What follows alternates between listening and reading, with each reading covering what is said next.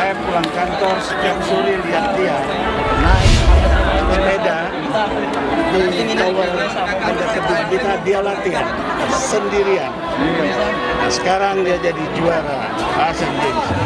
Bonus dari pemerintah provinsi 1 untuk hidup.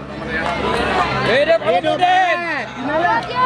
Goyong kita. Pertama tuh suruh gurunya milu atletik kan, lari, kelas atletik. Itu dia nonton ke banyak tebing, balik ke situ hobinya. Bangga. Soal sehari-harinya mitra dia. Adik-adik kan kasih.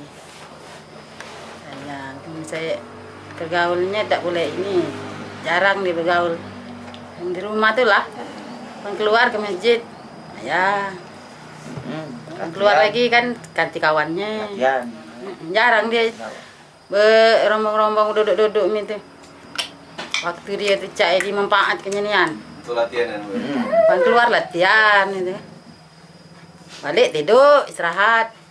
Kami tuh soal sekolah dia tuh tidak terlalu ini, taruh mandirinya dia. Mandiri. Dari masuk SMP kami dah Lurus tangan. lepas tangan. Urus dewek. Itulah yang makasih. Terus dewek itu. Ya, SMA di Palembang itulah. Kuliah. Kuliah.